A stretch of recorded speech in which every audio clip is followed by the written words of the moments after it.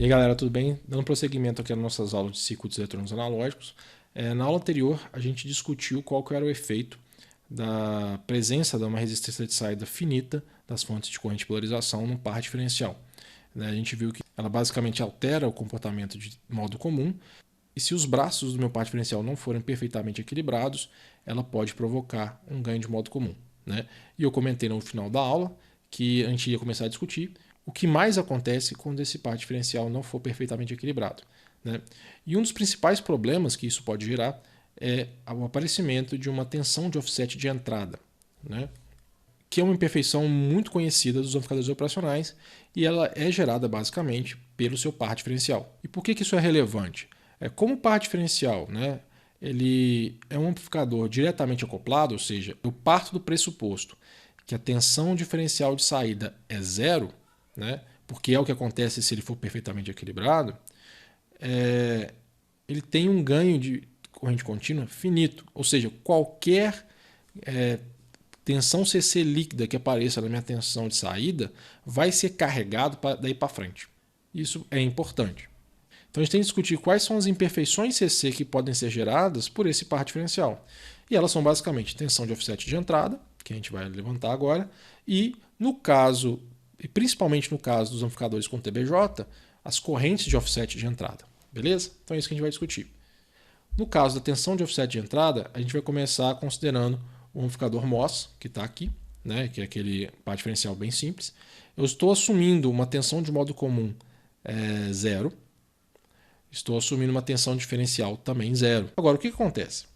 Se os dois transistores forem perfeitamente iguais, a gente já sabe, a tensão de saída diferencial é zero. Agora, qualquer desequilíbrio no braço, seja por causa de tolerância das resistências de carga, seja por imperfeições entre os dois transistores, seja por trilhas que tenham resistências diferentes, tanto faz. Eu vou fazer com que as correntes I1 e I2 não sejam exatamente iguais. Isso vai provocar uma tensão de saída diferencial diferente de zero. E a gente chama essa tensão que aparece lá de tensão de offset. A gente usa um parâmetro para representar isso, que é a tensão de offset de entrada, que nada mais é do que pegar essa tensão de offset que a gente mede na saída do par diferencial e dividir pelo ganho do estágio. Beleza? Por definição é isso. Agora, uma coisa que é importante, até quando você vai analisar um amplificador operacional, porque tem essa informação de tensão de offset de entrada definida. Como ela sempre se origina de imperfeições nos braços do meu par diferencial, eu não sei a priori qual é a polaridade dela. Então eu não sei se ela é positiva ou negativa. Então, de uma forma geral, o que para aquele circuito pode afetar o meu equilíbrio vai ser basicamente a tolerância da minha resistência de carga e a similaridade dos meus MOSFETs. Aí eu posso representar isso numa variação do ganho de transcondutância Kn, que vai trazer informações do ponto de vista construtivo, como capacitância do óxido, mobilidade dos elétrons, que deve ser igual para todo mundo, mas também variações nas larguras do meu canal. E também a tensão limiar, que traz também outras dependências.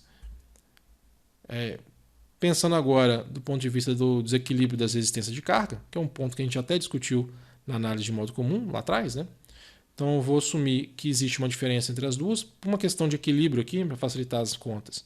Eu vou assumir que RD1 vai ser uma base RD mais uma tolerância RD sobre 2, já a outra vai ser RD menos a tolerância sobre 2, ou seja, só para a gente equilibrar essa discrepância, mas as duas resistências são diferentes.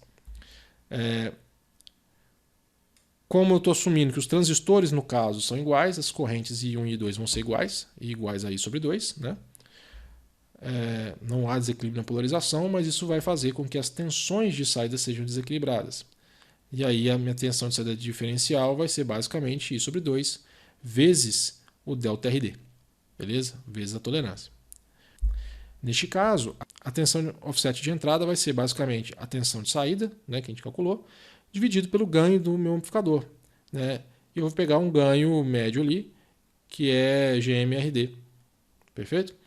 Agora, como GM é basicamente I sobre a tensão de overdrive, eu posso manipular um pouco essa expressão e encontrar que minha tensão offset de entrada é a tensão de overdrive dos meus MOSFET dividido por 2 vezes ΔRD sobre RD. Joia. Eu posso fazer uma análise similar para variações no Kn, e aí o Kn basicamente depende do W sobre L, né? Isso vai me fazer a matemática toda, eu não vou repetir, porque o que importa aqui é a discussão. A minha tensão de offset de entrada vai ser basicamente a tensão de overdrive sobre 2 vezes a variação do delta sobre L dos meus transistores dividido pelo delta de sobre L médio. Posso fazer a mesma análise considerando tensões limiares diferentes, né? Neste caso, o interessante é que a tensão de offset vai ser basicamente igual à variação da tensão limiar, né? E se eu quiser considerar todo mundo junto, eu posso fazer uma composição dessas dependências, né? Fazendo a tensão de offset de entrada igual à raiz quadrada da soma quadrática de cada um desses parâmetros, né? A gente vê que a tensão de offset de entrada é construída com a contribuição de cada um dessas imperfeições. Agora, um ponto interessante é o seguinte, que ela sempre vai depender do nível de erro, né? Então, se eu tiver um circuito que o nível de erro é muito pequeno, a tensão de offset vai ter um valor muito baixo. No caso da PJ, a mesma coisa.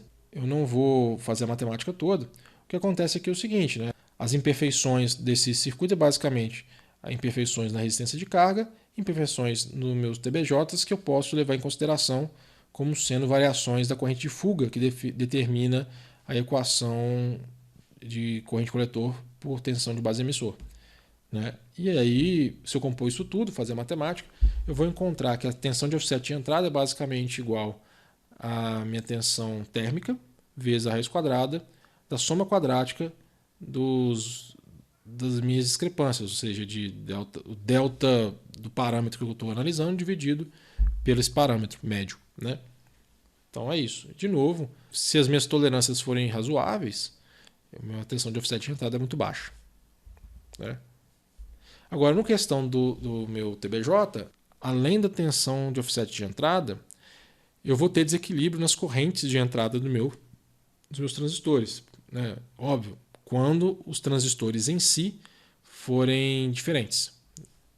Então, o que acontece neste caso, né? Eu modelo isso pensando que os betas dos transistores são um pouco diferentes, né? Uma forma de enxergar o problema. E aí eu tenho uma corrente de entrada do transistor Q1 diferente da corrente de entrada do transistor Q2. Se eu for modelar os meus betas dessa forma, né? Então fazendo uma variação equilibrada entre os dois, né? E fazer a matemática, eu posso definir essa discrepância de duas formas, né? Que é o que você vai encontrar em datasheets de amplificadores operacionais. Uma delas é o que a gente chama de corrente de polarização, que nada mais é do que o modo comum dessas discrepâncias, né? Ou seja, a média da corrente B1 com a corrente B2. Neste exemplo aqui vai dar basicamente a corrente de polarização dividido por 2 vezes beta mais 1. Né? Mas o que importa não é a matemática nesse caso, o que importa para mim é a definição. Então, a corrente de polarização nada mais é do que a média das correntes em cada uma das duas entradas, né? E eu posso definir o que a gente chama de corrente de offset. A corrente de offset nada mais é do que o módulo da diferença entre as correntes. E para esse exemplo vai ser igual a corrente de base média, ou seja, da corrente de polarização, vezes a diferença de beta que eu tenho dividido pelo beta médio. Beleza? Percebam, se os transistores forem bem casados, essa corrente de offset é basicamente zero. Mas na vida real, como o beta é um parâmetro bem difícil de ajustar, pode ser que ela seja significativa. Mas é interessante discutir que a corrente de offset normalmente é muito menor do que a corrente de polarização. Beleza? É interessante lembrar de novo e bater na tecla que essas duas informações estão sempre presentes nos datasheets de amplificadores operacionais, né? E agora vocês entendem o que elas significam e como elas são geradas, como essas imperfeições são geradas. Beleza? Então, gente, em relação ao offset, essas imperfeições provocadas pelo desequilíbrio do par diferencial, é isso. Beleza? Vamos encerrar a aula por aqui. Na próxima aula, a gente vai começar a discutir um problema que é o seguinte: a gente falou até agora das grandes vantagens de você tomar a saída dos meus amplificadores de forma diferencial, né? A gente tem vantagens no ganho, porque a gente aumenta o ganho em relação a uma saída single-ended, a gente aumenta a resistência de saída, a gente melhora a rejeição de modo comum, mesmo na situação que exista algum desequilíbrio, né? Agora, o problema é, todo amplificador operacional tem uma saída, não duas. Então, em algum momento, a gente tem que passar de um par diferencial com saída diferencial para uma saída single-ended. E a gente vai discutir como isso pode ser feito, os problemas que acontecem e propor topologias que minimizam os problemas. Beleza? Então é isso, galera.